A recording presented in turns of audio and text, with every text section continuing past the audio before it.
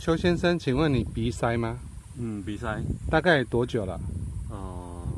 很多年了，应该十几年有。十几年。这期间你有没有找什么方式治疗它？也有去看过耳鼻喉科，是。然后他就是说，过敏性鼻窦炎。哦，是。过敏性鼻炎，然后就是有吃药。可是他是说，因为还是会这样子啦，所以还是会复发，所以就是有叫我用开刀的方式。对。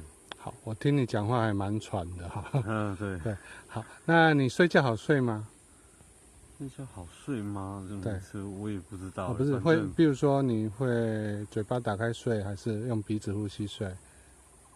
嘴巴闭起来用鼻子呼吸？不知道。不知道。你有到医院测试过那个一些睡觉的数据吗？就呼吸中止症的那个它叫什么报告？那个检测是。然后第一次是68，第二次是65。是。你有使用机器睡觉吗？后面前几年就使用氧压呼吸器。对。现在有吗？现在的话，大部分都是就是鼻塞比较严重的时候才会戴，因为它戴着很不舒服。很不舒服。对。好。那你现在鼻塞吗？对，还是鼻塞。好，我先请你用力的吸一口气。很久哈。我有发现你的鼻翼也下陷，是没有办法支撑你吸气的力量。来，我们这个，我觉得我有办法，公司的产品有办法帮助到你。现在就看尺寸的问题。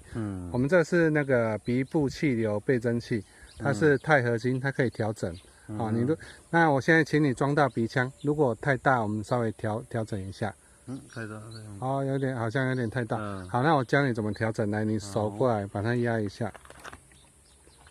那你上下对，压一下，对，把它压小一点，对。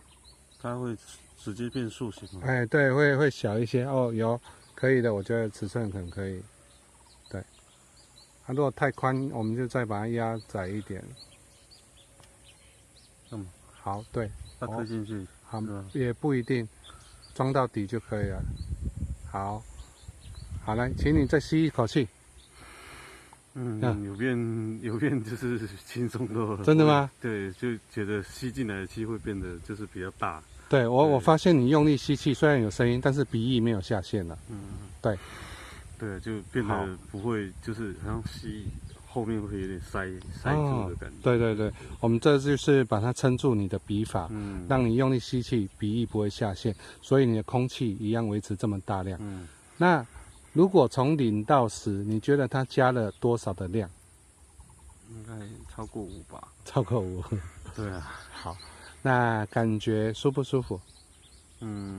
鼻子是还有点怪怪的，但是就是会不会是吸气就是变得好像，也不是，感觉就是吸气有点就是因为以前要很用力会饱，现在稍微吸一下就有点都饱饱的感觉。你以前有没有这么大量、这么轻松的呼吸过？好像是吃类固醇那时候治疗的时候有而已。治疗的时候就是喷药啦，是不是喷药？不是，是用吃的。用吃的。是耳鼻喉科的药。耳鼻喉科的药。是。好，那你装了你觉得你可以装很久吗？我们如果调整一下。如果正常的话，应该是没有什么问题吧？因为这个不会说妨碍到什么特别的东西。是我们这不是吃药，有装有效，没有装就又塞了。对，好，那我请你现在再拿下来。好，你再吸看看。感觉这边好像塞住了。是不是又回来？你刚刚回到刚才第一次吸的那种感觉。所以我们这是有装有效拿下来可能就效果就没有了。那你可能我刚刚有发现几个点，你可能是那里去折到会痛。然后我现在教你怎么把它解决。你想办法把这个拉过去。对手抓那边好，折进去。对，大力一点点没关系。它是钛合金。对，这样把它折进去。对，两边，这边跟这边。这边也一样，对。那上下尽量不要压小，不然空气就会变小了。你说这里吗？哦，哎，对，一样维持住。就是这个往内一点点，啊，对，不要。我会再教你正确怎么折。好，那你可能稍微再打开一点点，哎，好，这边也是打开一点点。这样会不会一直折，它就坏掉了？它是钛合金啊，你不要太强力的折太多次。它原则上我测试10次，大力的还不会断。但是如果太多次，它还是会断。对，我们只要定型了，就以后就不要再折它。好，那你再放到鼻腔看有没有舒服一些。如果没有，我就可能帮你调整一下，不然就是尺寸换小1号。感觉好像有没有好一点？